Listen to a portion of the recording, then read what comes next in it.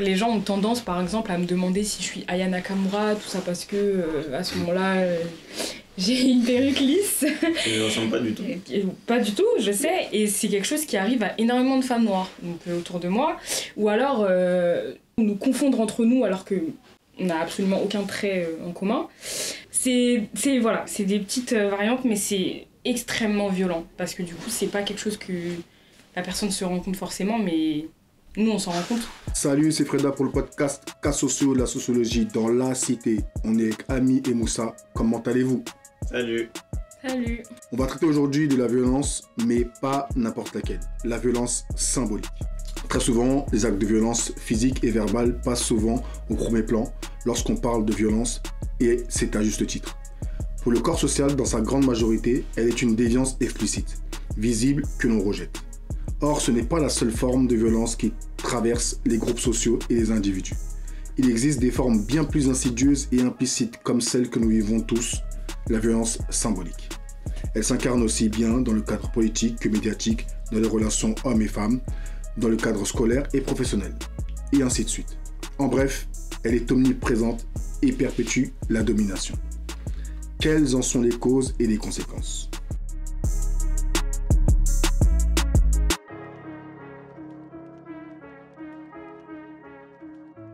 On va donner la parole à Moussa pour plus de définitions.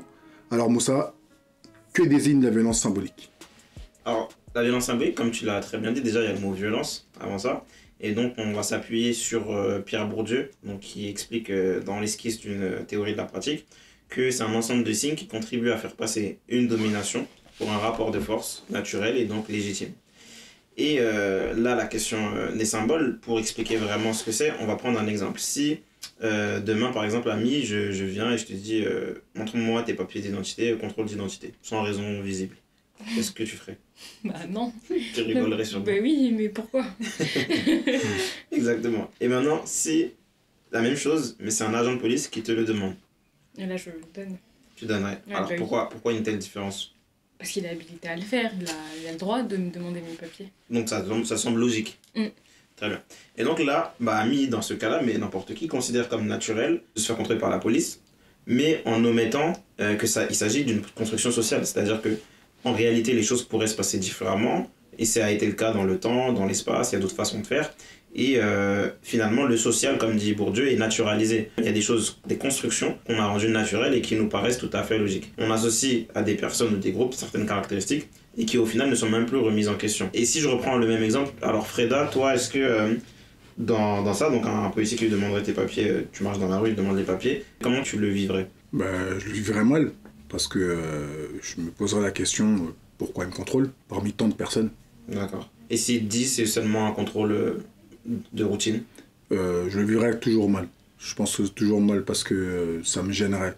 J'essaie d'essayer de bien me contrôler, et, je vois pas pourquoi moi et pas un autre. D'accord. Et peut-être pour aller plus loin, est-ce que tu as déjà été contrôlé ces 3 dernières années par exemple? Et si oui, à peu près combien de fois? Et est-ce que ça a toujours pour toi été justifié? Alors oui, j'ai été contrôlé dans les 3 dernières années. Et je pense que au moins 4 fois dans les 3 dernières années. Et je pense que sur les 4 fois, c'était injustifié. Selon ma perception, j'étais au volant de ma voiture toutes les fois et j'avais commis aucun délit. Très bien. Et donc on peut voir que la perception de la domination, elle peut être mal vécue selon les éléments de contexte. Parce que le rapport, il n'est pas symétrique en fait. Il y a des personnes qui détiennent un pouvoir, qui l'exercent sur des personnes qui n'en ont pas. Pour des raisons parfois non apparentes, c'est le cas des contrôles aux faciès. Alors juste pour ancrer ça sociologiquement et dans les chiffres, le défenseur des droits en 2007, il sort un rapport. Dans ce rapport, on nous explique donc que dans les 5 dernières années, 17,5% des hommes perçus comme blancs déclarent avoir été contrôlés par la police. Contre 53% des hommes perçus comme noirs. Et c'est encore plus le cas pour les hommes perçus comme arabes. Autrement dit, on voit qu'ici, c'est la perception de l'individu qui compte et que finalement, ça sous-entend que les hommes, parce qu'il s'agit souvent d'hommes, noirs et arabes, il est perçu comme non-blancs, sont de fait perçus comme plus dangereux pour la société. On doit plus les contrôler, plus leur demander leurs papiers. Et le problème, c'est que ça, finalement, aujourd'hui, on en parle de plus en plus, mais c'est pas tellement remis en cause parce que symboliquement, eh bien, on est habitué à ça. Comme tu dis, Freda, ces dernières années, tu as été plusieurs fois contrôlé. Et donc, c'est une forme d'accoutumance. Et c'est cela, la violence symbolique. Merci Moussa pour ces précisions. On va passer à des études de cas dans lesquels la violence symbolique est omniprésente. des univers par lesquels nous passons tous au cours de notre existence et qui s'ancrent en nous. Pour cela, on a choisi deux études de cas. Premièrement, dans le cadre scolaire et deuxièmement, dans la relation homme et femme. Tout le monde a affaire de près ou de loin à la violence légitime, qu'on soit dominant ou dominé. Pour nous parler de l'école, je vais laisser la parole à Ami. Oui, en effet, rien de ce qui se déroule à l'école n'est anodin. Pour une simple raison, on y passe une très grande partie de notre temps dès l'enfance. Si on remonte un peu le fil de l'histoire, l'école de la Troisième République après les lois Ferry, on a d'abord des fonctions officielles. Donc on a un mouvement de démocratisation scolaire où les enfants de tous milieux sociaux auront droit à l'instruction, développer aussi une morale laïque comme l'explique le sociologue Émile Durkheim, et fournir des savoirs fondamentaux aux élèves. On a aussi d'autres fonctions symboliques. On a un langage unique qui est valorisé, une culture générale mais qui est tout sauf générale finalement parce que certaines formes de culture y sont plus valorisées que d'autres, comme certaines filières ou certaines écoles. Ceux qui ont un capital culturel plus proche de celui valorisé à l'école ne subissent pas ou moins de violences symboliques contrairement aux autres. Exemple, je vais vous poser une question, pour vous personnellement, toutes les filières se valent-elles? Oui ou non? Pour ma part, non. Pour quelle raison? Je pense qu'il y a certaines filières qui sont plus valorisées que d'autres. Et on en voit d'autres à des endroits où c'est un peu farfelu. Pour grand exemple, je connais une filière où il y avait écrit dans le planning Tam Tam. Donc, voilà. C'est une expérience personnelle du coup? Oui, c'est une expérience personnelle. On m'a envoyé dans une filière de biais entre-temps et il y avait écrit Tam Tam sur mon planning. Ça m'a fait abandonner. On voit pas que c'est violent symboliquement. Alors moi, pour ma part, effectivement, comme elle le dit Ami, en fait, comme toutes les formes de culture ne sont pas valorisées de la même façon à l'école, en fait, il y a des filières qui sont plus prisées par certaines personnes et d'autres moins, en fonction de nos goûts et de nos... pour donner un exemple, la sortie qu'on fait tous, je pense, c'est aller au musée à l'école. Mais finalement, tout le monde n'a pas forcément l'habitude d'aller au musée, tout le monde n'est pas forcément allé au musée. Et on voit, par exemple, ces dernières années, il y a eu des polémiques sur certains musées. Par exemple, je crois que c'est le musée du Quai Branly qui avait refusé, par exemple, que des classes du 93 aient sorti parce que finalement, en fait, le rapport à la culture n'est pas le même et ça s'explique par des facteurs sociaux, en fait. Donc, si de ce côté-là, de l'autre côté des institutions, il n'y a pas un effort, symboliquement, c'est violent. On ne peut pas dire à des élèves, je sais pas, de 4e ou 3e, non, vous n'êtes pas bienvenus au musée. C'est intéressant parce qu'on voit du coup une forme de ségrégation scolaire qui fait apparaître des différences, notamment en fonction du milieu social. Pour donner un chiffre concret, en classe préparatoire aux grandes écoles, on a plus de 50% des élèves qui sont enfants de cadres contre 7% qui, eux, sont enfants d'ouvriers. Donc finalement, l'orientation dépend énormément du milieu social. Et c'est finalement une forme de violence symbolique, car très souvent, en voie professionnelle, l'orientation est subie et non choisie. Ce qui est d'autant plus violent, c'est qu'à l'issue d'un conseil de classe, on peut vous envoyer dans une filière que vous ne connaissez pas et que vous n'avez du coup pas du tout choisie. Comme le dit la sociologue Marie Durobella, il y a massification sans démocratisation. C'est-à-dire que si tous les enfants vont à l'école aujourd'hui, ils ne fréquentent pas les mêmes établissements ni les mêmes filières et n'ont donc pas la même orientation, qui donc ne sera pas valorisée de la même manière. Or, la France, c'est l'un des pays où le diplôme a le plus d'impact sur l'emploi et sur le niveau de revenu. Donc Moussa, est-ce que tu as déjà vécu une situation dans laquelle tu as eu l'impression que le travail de l'élève était jugé sur d'autres critères en fait? Ouais, alors en fait, j'en ai pas vécu peut-être moi directement, mais j'en ai été beaucoup témoin. Par exemple, j'ai un ami, sur son bulletin, il y a une prof qui a écrit élève farfelu.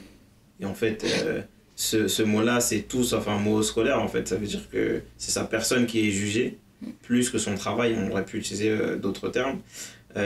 Et également d'autres cas où, par exemple, dans le cadre de notre association, il y a un jeune qui avait des notes tout à fait honorables en 3e, sauf en maths. Et en fait, au conseil de classe, c'est le prof de maths qui a décidé, quasiment seul, de lui refuser la filière qu'il souhaitait. Il souhaitait faire une générale et ensuite aller en STI2D. Donc à l'issue du conseil de classe, il lui disait non. Donc vous choisissez entre le redoublement et la filière et une autre filière qu'on vous propose. Et cet élève-là, en fait, était démuni parce qu'il pensait que voilà, c'était impossible de faire autrement. Or, il y a un délai de quelques jours pour faire appel et tout le monde ne le sait pas. Ça veut dire que ceux qui subissent ça et qui n'ont pas les infos, c'est violent. On leur dit voilà, tu vas là-bas ou c'est fini pour toi. Mais en fait, non, il y a d'autres moyens et c'est les gens qui sont informés. Du coup, ils peuvent résister à cette violence et d'autres, en fait, pas du tout parce qu'ils sont pas informés. Et aujourd'hui, ça en sort très bien en STI2D. Ok. Il y a aussi d'autres facteurs à prendre en compte.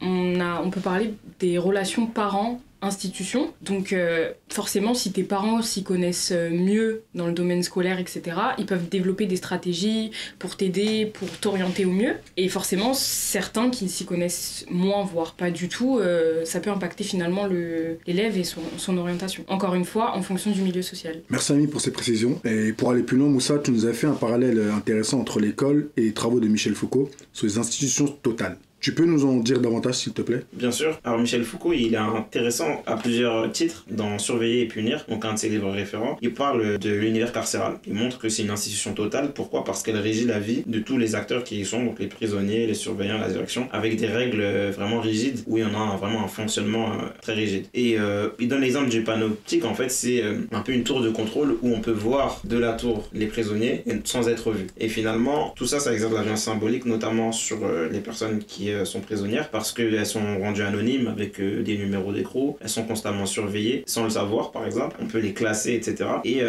finalement, on peut résumer ça à l'adage: qui a du pouvoir en abusera, parce qu'en fait ce système il génère de la domination, et cette domination elle se perpétue constamment entre les dominants et les dominés. Ici on fait un parallèle un peu avec l'école. En fait, les enquêtes, par exemple, de bien-être scolaire, elles démontrent la violence du système sur un certain nombre d'élèves qui vivent vraiment un mal-être scolaire. On a parlé de l'orientation, mais c'est aussi sur d'autres questions par exemple, on sait, par exemple, dans les chiffres, dans les enquêtes PISA, les élèves français, c'est ceux qui lèvent le moins la main quand ils sont pas sûrs de la réponse. Alors que dans d'autres pays, c'est pas du tout le cas, tout le monde lève la main pour donner la réponse, peu importe. Si on donne la mauvaise réponse, on doit être jugé, et symboliquement c'est violent, et on est stigmatisé comme le mauvais élève qui dit des bêtises, etc. Et peut-être pour finir aussi, pour revenir sur la filière professionnelle, tu avais parlé d'orientation, et effectivement, il y a très peu d'élèves de la filière professionnelle, dans les enquêtes encore une fois, qui disent avoir choisi leur orientation. Dans énormément de cas, la majorité, cette orientation est subie. Et ça, c'est violent. Symboliquement, en tout cas, c'est violent. Merci pour ces précisions encore une fois. Maintenant, passons à celle entre hommes et femmes. Moussa, je vais te laisser poursuivre sur ça. Effectivement, alors, on a choisi cette autre prise parce qu'en réalité, la violence symbolique s'incarne un peu partout. Mais là, par exemple, dans les relations hommes-femmes, c'est très intéressant. Marie Djurubella, elle écrit dans La tyrannie du genre, où elle montre les effets de la socialisation genrée. En gros, donc on n'a pas les mêmes normes, les mêmes règles, les mêmes valeurs qui nous sont inculquées dès notre enfance, en fonction du genre, mais en fonction également d'autres caractéristiques. Et ça va s'ancrer dans les manières, de penser, et dans les manières d'agir, et même dans les corps. Et on voit que très tôt, il y a des différences, par exemple en termes de loisirs. Les loisirs qui sont perçus un peu comme soft, ça va être plus féminisé, à l'inverse ceux qui sont perçus un peu plus comme durs, comme par exemple un cas très intéressant, c'est aux États-Unis, le foot, le soccer. Est-ce que vous savez, il est plus pratiqué par qui? Ouais, les femmes. Par les femmes. Or en Europe et en France, c'est totalement inverse. En fait, en faisant un peu les enquêtes sociologiques, ils montrent que comme aux États-Unis, c'est perçu comme un sport très soft comparé à d'autres sports beaucoup plus violents, type football américain ou autre, en fait c'est plus pratiqué par les filles. Et donc on voit que ça a un impact sur un certain nombre de valeurs, comme l'esprit de compétition, qui est un peu plus impliqué chez les garçons, et qui peut générer des mécanismes d'autocensure chez les filles. Par exemple, on sait que pour des choix de carrière, elles vont beaucoup s'autocensurer, en disant je suis peut-être pas capable d'avoir des responsabilités, parce que dans leur entourage, il n'y a pas forcément de modèles ou d'autres femmes qui ont cette position. Et ça se transmet dans plein de domaines. Bon, pour en donner quelques-uns, le choix de l'orientation, on l'avait dit. Quand il y avait des filières, par exemple en filière littéraire, il y a une écrasante majorité de filles. C'est un autre déséquilibre en S en faveur des garçons, en scientifique. Dans les lieux de pouvoir, on voit que, par exemple, à l'Assemblée nationale, il n'y a que 33% de députés femmes. Dans les relations au travail, sur les salaires, par exemple, on a les femmes qui ont 20% en moyenne de moins que les hommes. Et donc, ça a des effets concrets, toute cette violence symbolique. Et donc, c'est important de la comprendre pour la déconstruire. Très bien, Moussa. Mais on observe qu'il existe des violences observées à l'intérieur même des populations, qui fait qu'ils ou elles se différencient entre eux et donc exercent une violence les uns sur les autres.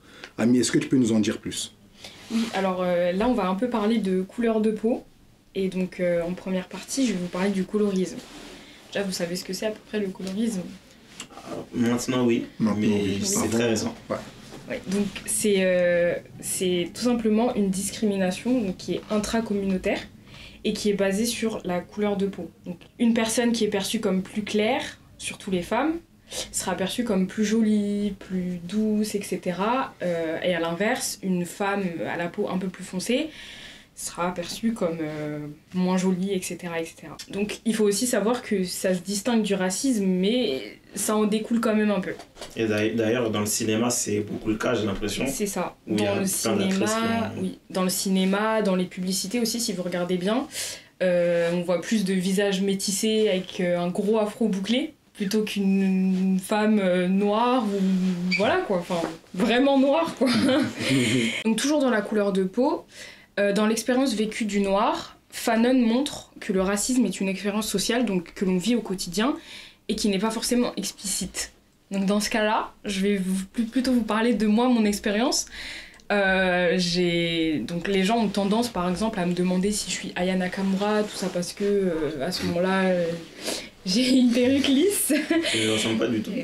Pas du tout, je sais, et c'est quelque chose qui arrive à énormément de femmes noires donc, autour de moi, ou alors nous confondre entre nous alors qu'on n'a absolument aucun trait en commun, ou nous dire qu'on est agressive alors qu'on a juste parlé exactement sur le même ton que la personne qui est en face de nous. Donc c'est des petites variantes, mais c'est extrêmement violent, parce que du coup c'est pas quelque chose que la personne se rend compte forcément, mais nous on s'en rend compte. Sur ça un peu, si je peux rebondir, c'est des expériences en fait qui sont très répétées et vécues par beaucoup de personnes. Et donc c'est vraiment systémique. C'est pour ça que la violence symbolique elle est puissante, parce que c'est un système, comme tu dis, c'est beaucoup de filles noires en fait finalement qui vivent ça, c'est pas que toi. Et donc ça montre que c'est très répandu. Et on peut lier ça un peu au syndrome du petit chef entre guillemets, où finalement dès lors qu'on donne un peu de pouvoir, un peu de domination à certaines personnes, elles vont l'exercer sur d'autres et de manière violente. C'est là qu'on parle de violence symbolique, où finalement voilà, dès lors qu'on a un peu de pouvoir, on en abuse. Nous avons donc pu observer qu'il était difficile de sortir de cette violence totalement, car forte elle est, et qu'il existe une dimension implicite qui s'ancre dans les esprits. Toutefois, ce travail de déconstruction est très utile et même essentiel. C'est finalement l'une des missions de la sociologie. Comme disait Durkheim, nos recherches ne valent pas une heure de peine si elles n'avaient qu'un intérêt spéculatif. Merci de nous avoir écoutés, c'était l'épisode Cas sociaux, la violence symbolique en direct du Bondi Blog. Salut. Merci. Ciao, ciao.